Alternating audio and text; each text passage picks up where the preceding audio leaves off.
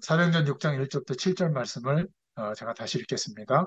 그때 제자가 더 많아졌는데 헬라파 유대인들이 자기의 가부들이 매일의 구제에 빠짐으로 히브리파 사람을 원망하니 열두 사도가 모든 제자를 불러 이르되 우리가 하나님의 말씀을 제쳐놓고 접대를 일삼는 것이 마땅하지 아니하니 형제들아 너희 가운데서 성령과 지혜가 충만하여 칭찬받는 사람 일곱을 택하라. 우리가 이 일을 그들에게 맡기고 우리는 오로지 기도하는 일과 말씀 사역에 힘쓰리라 하니 온 무리가 이 말을 기뻐하여 믿음과 성령이 충만한 사람 스데반과 또 빌립과 브로그로와 니가노르와 디몬과 바베나와 유대교에 입교했던 안디옥 사람 니골라를 택하여 사도들 앞에 세우니 사도들이 기도하고 그들에게 안수하니라. 하나님의 말씀이 점점 왕성하여 예루살렘에 있는 제자의 수가 심히 더 많아지고 허다한 제사장의 무리도 이 도에 복종하니라. 아멘.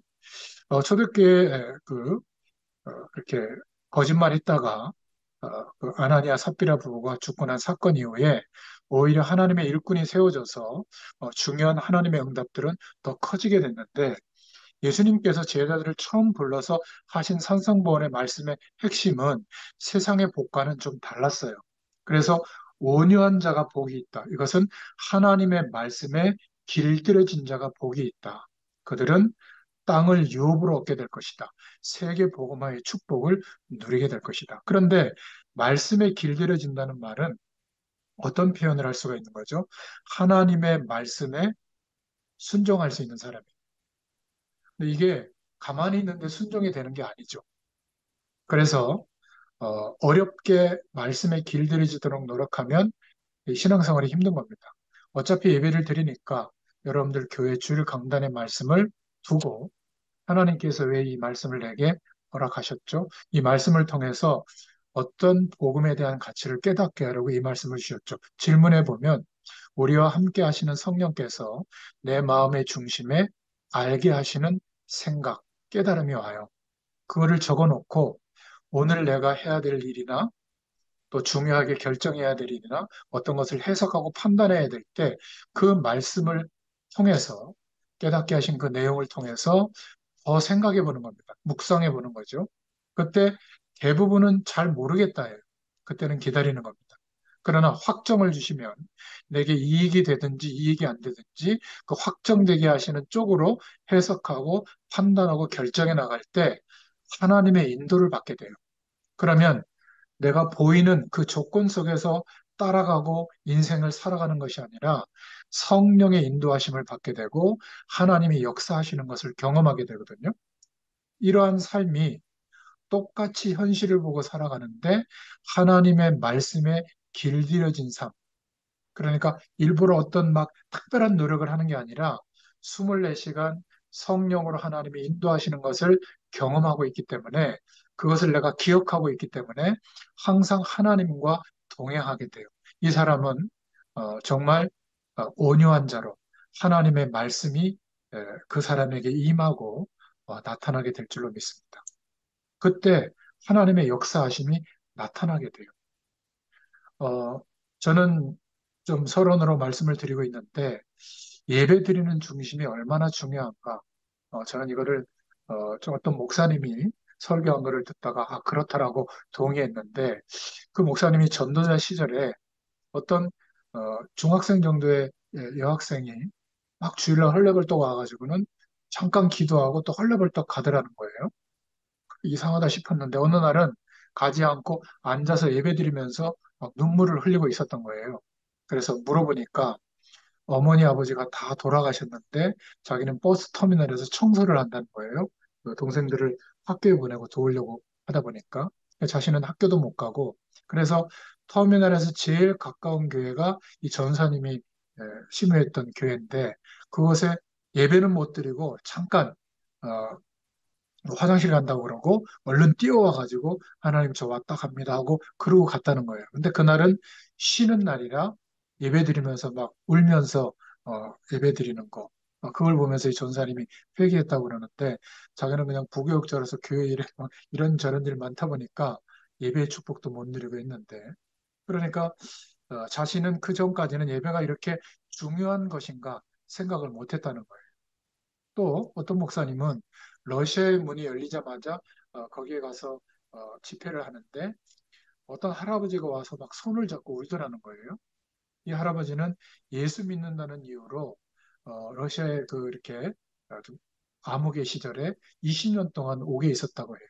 근데 해방이 되어가지고 처음으로 막 그 집회에 참석하니까 지금 죽어도 좋다. 네, 그런 얘기를 듣고 부끄러웠다고 얘기하더라고요. 지금도 북한에는 숨어서 지하에서 예배드리는 사람들이 많죠. 저는 이런 이야기를 들으면서 좀 부끄러운 내 자신을 보게 된 적이 있어요. 우리는 교회 가서 뭐 획기적인 일이 없나? 특별한 일이 없나? 뭐 이런 것을 생각하는데 더 중요한 것은 평범한 우리의 삶 속에서 하나님의 중요한 계획들을 찾아내는 게 더 중요하다고 봅니다. 똑같은 상황 속에서 우리는 못 보는데 시인들은 시를 쓰잖아요. 똑같은 상황과 조건인데도 소설가들은 그 속에서 작품을 만들어내죠. 똑같이 예배드리는데 눈이 보이지 않았던 크루스비는 감사의 찬송을 만 개나 넘게 작곡하고 그 작시를 했다고 하죠.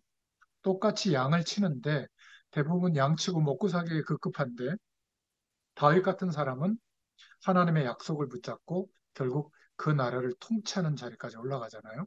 우리가 예배를 드릴 때마다 굉장한 하나님의 축복과 감사를 찾아낼 수 있어야 될 줄로 믿습니다.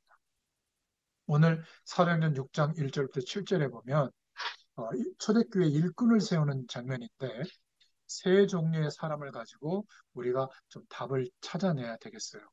실제로 저런 인간은 왜 있을까? 이런 사람도 있습니다. 비교적 도움이 안 되는 사람도 있는데요.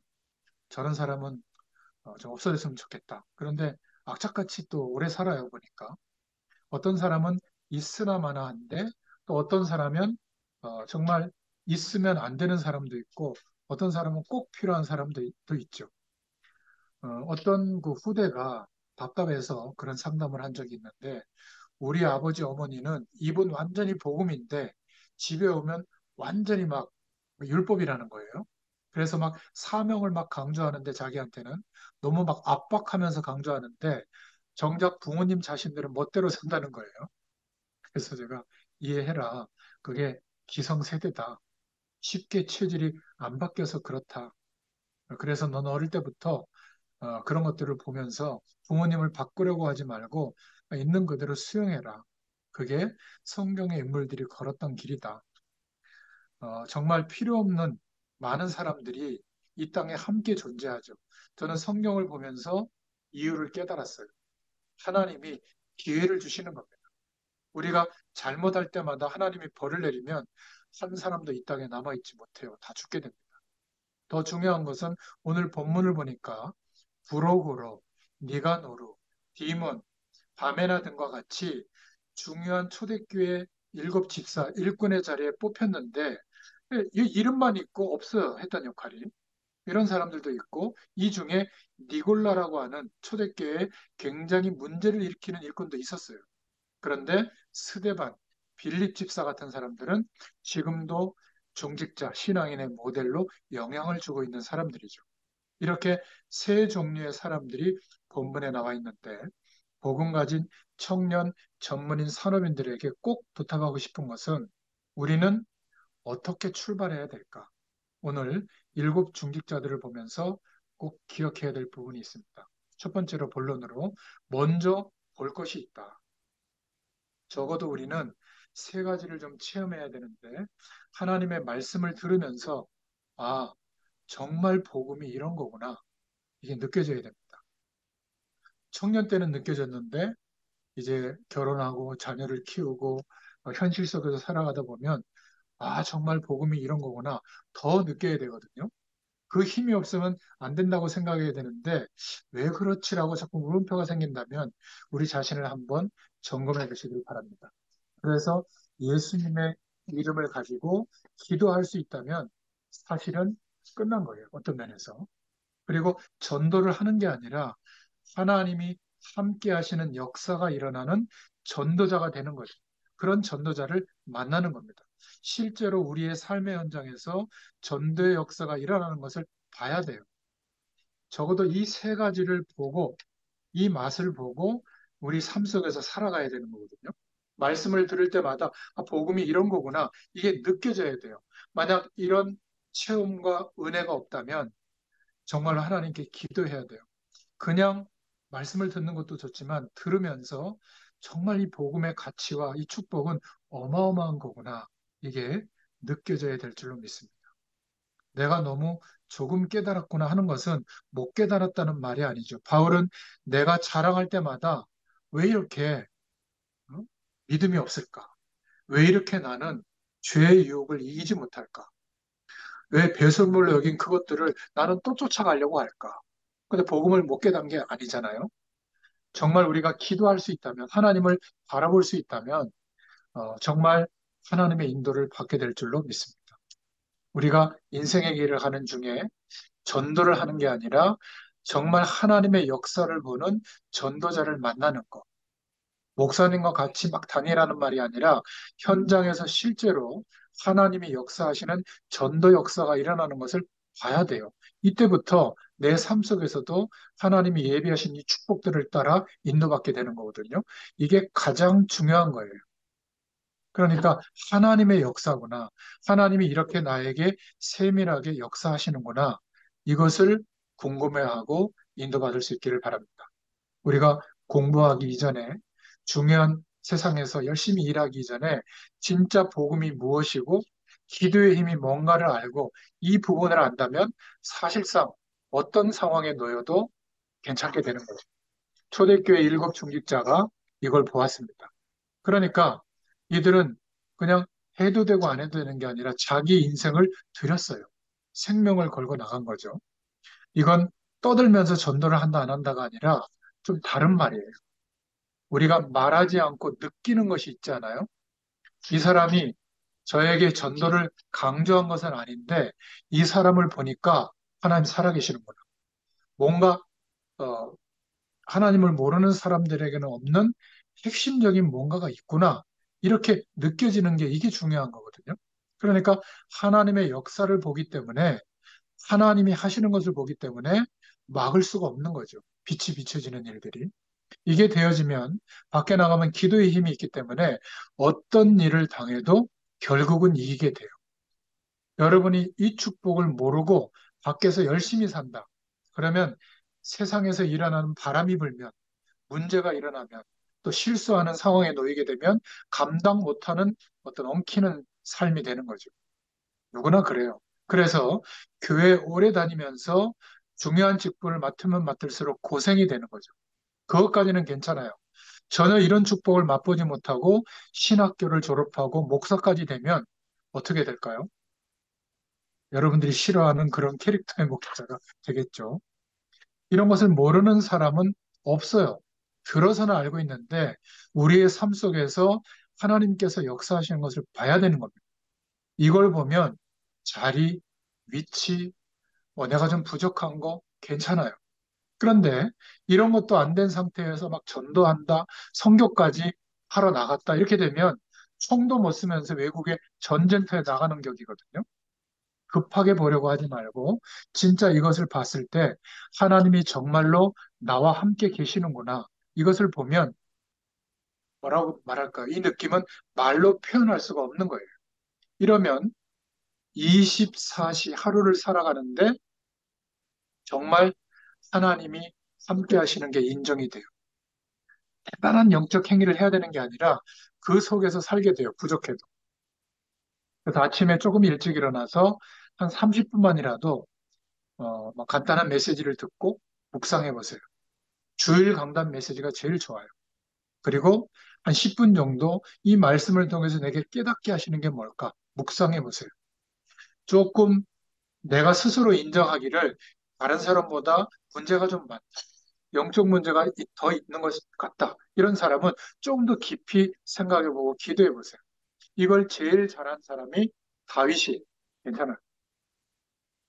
그래서 다윗은 이렇게 고백했죠. 시편 1편에 복 있는 사람은 말씀을 묵상하는 자다. 복 있는 사람은 악인의 길을 쫓지 아니하고 오만한 자의 자리에 앉지 아니하고 죄인의 길에 서지 않고 여호와의 율법을 주야로 묵상하는 자로다. 그런데 이 축복을 누리지 못하면 삶을 열심히 사는데 항상 악인들과 같이 머리 쓰면서 그 속에서 밥 먹고 살아야 돼요. 이건 비참한 겁니다. 오만한 자리에 있는 사람과 같이 앉아서 비위를 맞추면서 거기서 떨어지는 떡고물이라도 얻어먹고 살아야 되는 거예요. 이거는 비참한 삶이죠. 정말로 하나님의 축복을 받고 있는 사람은 여호와의 말씀을 묵상하면서 하나님의 역사를 나타내고 그 응답을 증거했던 사람들이에요. 우리의 인체가 조용히 하나님의 말씀을 묵상할 때 일어날 수 있는 영향력이 과학적으로도 우리의 몸에 나타납니다. 여러분, 조금만 일찍 일어나서 잠자리에 들기 전에 잠깐만이라도 이 중심으로 하나님을 바라보잖아요. 우리의 삶 전체가 바뀌기 시작해요. 일주일에 한 번 여러분의 삶의 현장에서 이렇게 말씀 운동만 지속해도 약속합니다. 1년쯤 지나면 완전히 전체가 다 바뀌어요. 저와 여러분이 하고 있는 조그마한 일, 거기에서 하나님이 하시는, 결국은 땅끝까지 이 복음이 증거되어지도록 하시는 하나님이 하시는 전도가 보이는 것이 중요해요. 이게 먼저입니다. 내가 사무실에 앉아서 일을 하고 있는데 하나님이 하시는 전도가 보이는 것이 정상이에요. 다윗이 양을 치고 있는데 왕이 되어서 성전 짓는 것까지 미래를 보면서 양을 치고 있었거든요. 우리가 뭘 많이 하는 것도 중요하지만 이것을 먼저 봐야 될 줄로 믿습니다. 이게 안 보이잖아요. 열심히 사는 것 같은데 깜깜해요. 하나님이 여러분과 함께 하시는 것을 체험하면 그때부터는 겁날 게 없는 줄로 믿습니다. 자, 큰 두 번째로 지속할 것이 있습니다. 이 축복을 누리게 되면 당연히 지속할 것이 나오는데 믿음 충만한 사람을 세우게 되고 우리가 이런 사람의 응답을 받게 됩니다.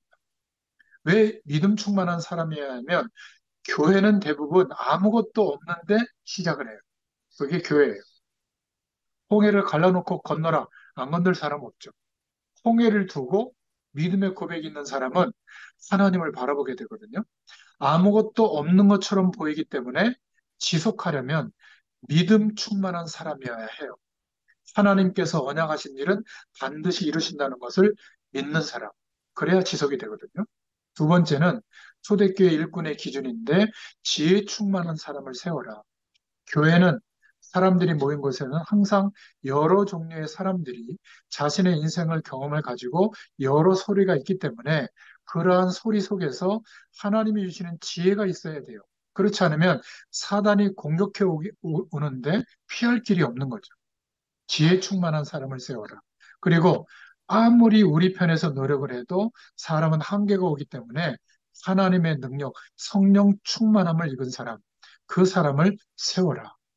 우리가 조금만 기도 속에 있다면 이런 사람이 되겠죠. 그리고 칭찬 듣는 자를 택해라. 복음이 없는 사람도 들을 수 있는 것이지만 이 말은 객관성 있는 사람을 말해요. 아무리 믿음이 좋아도 자기만 인정하는 거고 다른 사람들 다 인정할 수 없다면 칭찬을 못 듣고 욕을 먹지 않겠어요? 그래서 칭찬 듣는 자를 택해라. 이게 초대교회의 일꾼을 세웠던 그 당시 현장을 변화시켰던 사람들은 전부 다 이러한 축복의 내용을 가지고 있었습니다. 자, 그리고 세 번째로 끝을 미리 보고 초대교회 사명자들은 나갔죠. 사도행전 6장 7절에 보니까 그렇게 막는데도 결국은 이러한 일꾼들이 세워지니까 제자의 수가 심히 많아지고 제사장의 무리도 복종을 했다. 조용히 일어나는 말씀의 힘이죠. 이게 하나님의 목표인 줄로 믿습니다. 이것을 보고 우리가 인도받는 거예요. 이러면 틀림없이 하나님의 역사가 나타나게 되어 있습니다. 출애굽기 3장 16절에 하나님께서 일으키시는 기적이 일어나기 전에 장로들에게 먼저 가서 말해라. 이스라엘 전 민족이 양의 피 바르라는 말을 알아듣도록 전달해라. 그랬을 때 하나님의 기적이 일어났잖아요. 양의 피를 문설주에 발라라. 피 제사를 드려라. 중요한 말이지만 국회의원들은 못 알아듣는 소리예요. 우리가 하나님의 말씀을 따라 하나님이 역사하시는 은혜 속에서 내가 지금까지 경험하고 살아왔던 그 보이는 것을 넘어서서 하나님이 인도하시는 것을 볼 수 있어야 되거든요. 이게 뭔지를 모르는 거예요. 대다수의 사람들이. 그러니까 예수 믿어도 내 기준 안에서 보는 겁니다. 그러면 바뀌는 일이 없죠. 우리 현실이. 여호수아서 3장 1절부터 3절에 보면 요단을 건너기 전에 유사들에게 말해라. 유사들이 일어나서 곳곳에 다니면서 말해라. 중직자들을 말하거든요. 하나님의 말씀이 전체 퍼지고 난 뒤에 요단이 갈라지는 기적이 일어난 겁니다. 아무것도 아닌 것 같아도 이 말을 알아듣는 사람을 중심으로 현장에서 말씀 운동을 지속하면 이 영적인 파장이 일어나는 거예요. 이게 굉장히 속도가 느린 것 같은데 우리 인생을 정돈해서 뒤돌아보면 이게 훨씬 빨라요. 그때마다 하나님은 시대 바꾸는 일을, 우리 현장을 바꾸는 일을 일으키셨죠. 노예로, 포로로 속국이 되었지만 하나님은 회복시켜 주신 겁니다. 그래서 복음 가진 청년, 전문인, 산업인들이 대다수가 아니지만 소수지만 복음을 가진 청년 전문인 산업인들이 일어나야 되는 이유가 있어요. 이래야만 현장과 이 시대에 일어나는 문제를 막을 수 있는 겁니다. 이때 하나님이 하시는 전도의 역사가 이들을 통해서 반드시 일어나게 되는 거예요. 하나님은 하나님의 사람들을 다 현장에 남겨놓으셨거든요. 이들을 붙일 곳을 찾고 싶으신데 없어요. 참 이게 안타까운 겁니다. 이때 사도행전 13장 1절에 한 팀으로 만나지는 거죠. 그 팀이 일어났을 때 참된 선교가 이방 현장을 향해서 시작된 겁니다. 그래서 성경에는 중직자들부터 하나님의 일꾼들부터 먼저 일어났고 그리고 산업인들이 먼저 현장에서 이 응답을 받았고 그리고 회당을 중심으로 먼저 하나님의 역사들이 일어났어요. 이래야만 현장에서 일어난 하나님의 역사를 통해서 현장의 문제들을 막을 수 있었던 거예요. 지금 통일교는 127개 나라의 시스템을 가지고 장악해 들어가고 있어요. 펀드금을 가지고 산업인들이 먼저 파고들고 있죠. 전부 어, 현장에 이상한 단체들은 그렇게 파고들고 있는데 우리는 개교회 중심으로 다 똑같은 일을 무한반복하고 있거든요. 참 안타까운 겁니다. 중직자들이 먼저 서서 한 지역, 한 분야를 돌아보고 이 축복을 누리고 있으면 반드시 그 현장에 하나님이 역사하시는 축복이 나타나게 될 줄로 믿습니다. 이거를 다 제쳐두고 우리의 삶에 집중하고 있는 사이에 현장은 흑암 문화가 막 번지고 있는 거죠. 이런 말씀을 깨닫고 기도하는 중직자 한 사람, 복음 가진 청년, 전문인, 산업인 한 사람이 세워지는 게 얼마나 중요한가를 여러분들 스스로 하나님의 음성으로 들을 수 있기를 바랍니다. 하나님이 너무 귀하기 때문에 이런저런 일을 일으켜서 말씀에 길들여지도록 하나님이 인도하시는 거예요. 초대교회는 반드시 중직자가 일어나서 응답을 받고 또 그 배경 속에서 후대들이 세워지고 산업인들이 일어난 겁니다. 지금 복음 가진 청년 전문인 산업인들이 여러분의 전문 분야에서 산업 현장에서 선교 지역에서 먼저 서야 한다. 그래서 진짜 전도와 선교를 할 분들은 이것을 마음에 안 두면 안 돼요. 사도행전 13장에 선교사가 파송되는데 중직자와 산업인을 함께 데리고 그 현장으로 나아갔죠. 바울이 가서 먼저 이들을 세운 거예요. 이걸 보고 하나님이 하시는 제자 훈련이라고 하는 거거든요. 그런데 무조건 사람을 많이 모아서 출발하려고 하는데 그러면 많이 모은 것이 배경이 되는 것 같지만 많이 모은 사람들의 100가지 소리가 있거든요. 한 번도 전진을 못해요. 믿음으로. 오히려 이렇게 세워진 이 능력을 체험한 소수의 사람들이 현장에 세워져서 연대할 때 하나님의 역사는 본격화되는 겁니다. 바울이 세운 지역의 교회들은 하나도 무너지지 않고 하나님의 역사가 다 일어났죠. 지금 선교 현장도 전도 현장처럼 위기가 와서 선교사님들이 막 철수해요. 초대교회는 어떻게 세계를 정복했는가? 먼저 이러한 일꾼들의 중요성을 본 겁니다. 이런 일꾼들이 세워지고 나니까 문제가 와도 답이 있기 때문에 겁날 것이 없었죠. 이러니 현장을 향한 힘이 있었던 거예요. 오늘 이 말씀을 듣는 여러분들이 이 축복의 부르심 앞에 있다는 것을 기억할 수 있기를 바랍니다. 당장 되지 않더라도 이걸 조용히 찾아내면 틀림없이 하나님의 역사가 나타날 줄로 믿습니다. 가보면 아무것도 안 되게 보이는데 믿음의 눈이 없이는 될 수가 없죠. 별의별 종류의 사람들이 다 와 있는 게 교회고 우리가 살아가는 삶의 현장인데 하나님이 주시는 지혜가 없으면 할 수가 없다. 우리는 시간상으로 술 먹고 뒤에 가서 향락 문화 속에서 끌어줄게, 밀어줄게 이렇게 리베이트하고 그 속에서 사업이 막 벌어지는데 우리는 그런 시간도 별로 없잖아요. 날 교회에서 하는 일 쫓아내다 보면 뭐 등산간 날 시간도 없는데 불신자보다 훨씬 시간적으로 불리한데 그래서 성령 충만의 비밀이 없으면 더 안 되는 거죠. 여러분이 세계복음화 해야 되겠는데 그래서 칭찬 듣는 사람을 택해라. 이것을 내다보고 하나님 앞에 기도할 수 있기를 바랍니다. 응답 정도가 아니라 하나님께서 먼저 여러분에게 역사하시게 되어 있어요. 그래서 오늘 결론입니다. 사도행전 1장 4절에 이러한 일꾼들이 일어나니까 사도들은 모든 어, 중직자들이 해야 될 일을 맡기고 말씀과 기도에 전무했다. 결국 사도들이 해야 할 일에 전무해야 되지 않겠어요? 여러분들이 진짜 이런 축복을 누리면서 교회에서 현장에서 주의 종들이 말씀과 기도에 전무한 능력이 나타나도록 진짜 그런 부분에 여러분들이 헌신하고 도울 수 있기를 바랍니다. 제 생에 가장 축복받는 게 뭐냐면 현장에서 정말 전도하기를 원하는 사람들을 만난 거예요. 이게 가장 큰 축복이었어요. 가장 마음으로 안타까워하는 게 뭐냐면 교회가 모든 것을 열심히 하는데 이것을 많이 놓치고 있다는 게 가장 안타까워요. 그러니까 10년, 20년, 30년 신앙생활 하는데 내 삶 속에 말씀 운동을 지속하면서 제자들이 세워지는 현장이 없어요. 이게 얼마나 안타까워요. 그래서 두 번째로 기도의 축복 속으로 들어가시라. 정말 복음 가진 청년 전문인 산업인들을 만나게 하여 주옵소서. 이것보다 큰 축복은 없습니다. 이대로만 시작하면 돼요. 전부 합쳐서 한마디를 끝낼 수 있는데 하나님은 24시간 저와 여러분과 함께 하시면서 응답하고 있어요. 그러니까 아침에 시작할 때, 하루를 마무리할 때 한 30분만 이 시간을 가지면 틀림없이 역사하는데 왜 안 하는지 모르겠어요.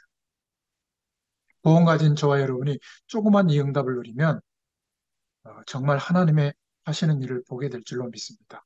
이 체험부터 하라. 그러면요, 만나면 그 얘기 하고 싶어서 제발 좀 얘기하시자고. 아니면 글로라도 적어서 막 사람들에게 알리고 싶어 할 거예요. 제가 아침마다 그래서 알리는 겁니다. 분명히 여러분들에게도 그 은혜를 주실 거예요. 하나님이 살아계셔서 지금도 정확히 말씀으로 성령으로 역사하고 계시는구나. 우리가 공부하고 열심히 기능을 닫고 일을 하는 이유가 여기에 있구나. 이러면요, 삶이 피곤하지 않죠. 조금만 하다 보면 이건 아무도 빼앗아갈 수 없기 때문에 가장 뭐라 그럴까 강한 자가 됩니다. 그리고 아침에 일어나서 조금 준비도 하고 또 하나님을 바라보는 시간도 찾고 이건 아무도 안 막잖아요. 엄마 찾지도 않고 여러분들 친한 사람이 그때 전화하지도 않잖아요. 좀 일찍 일어나서 게으른 사람들이 많기 때문에 그때 찾아오지도 않잖아요. 누가 일을 시키지도 않잖아요. 아무도 방해할 수 없는 시간이 저와 여러분의 24시간 안에 다 있어요. 전화도 안 합니다. 새벽에 찾아오는 것은 마귀밖에 없어요. 더 잘하고. 이렇게 좋은 축복을 아무서 빼앗아갈 수 없는데 안 하고 있다는 게 안타까운 거예요. 진짜 정시로 이 축복을 누리면 하나님이 치유하실 줄로 믿습니다. 다니엘은 모범적으로 공무원 생활을 총리로서 하면서도 하루에 3번씩 엎드렸는데 그 당시에 가장 강대국이 변하는 역사가 일어났잖아요. 정말 다른 사람에게 말 못할 어려움과 영적 문제가 있다면 고린도전서 10장 1절부터 10절의 바울처럼 깊은 은혜 속으로 일부러라도 들어가 보세요. 사람을 찾아갈 필요도 없고 하나님을 향하여 깊이 들어가 보세요. 우리가 똑같은 상황과 현실 속에서 신앙을 똑바로 가져야 될 줄로 믿습니다. 그리스도의 언약을 붙잡고 하나님께로 깊이 들어가야 한다. 왜죠? 우리를 왕 같은 제사장으로 하나님이 세워주셨어요. 사도 바울은 가는 곳마다 사도행전 16장에 보면 바울이 기도처에 가다가 이것부터 한 겁니다. 그런데도 하나님이 준비하신 응답들을 누렸잖아요. 어, 전 이게 시작이고 끝인 것 같아요. 공부도 일도 저와 여러분의 힘으로 할 수 있지만 하나님이 주시는 은혜와 힘 속에서 공부를 하고 어려움도 견디고 일도 해보세요. 그러면 이 축복을 누리면서 이 속에서 시작이 되는 겁니다. 그때는 우리의 일이 아니라 하나님의 권능과 능력이 나타나는 일로 바뀌게 될 줄로 믿습니다. 이 축복을 누리는 또 한 주간이 되시기를 예수님의 이름으로 축복합니다. 기도하겠습니다. 하나님 감사합니다. 오늘도 사도행전의 말씀을 통해서 우리로 하여금 하나님께서 이 시대에 초대교회 일꾼들과 같이 하나님께서 역사하시는 하나님의 힘을 가진 능력자들로 이 시대의 증인들로 세워가심을 감사합니다. 이 축복이 우리의 모든 현장에 나타나도록 역사하여 주시옵소서. 예수님의 이름으로 감사하며 기도드렸습니다. 아멘. 감사합니다.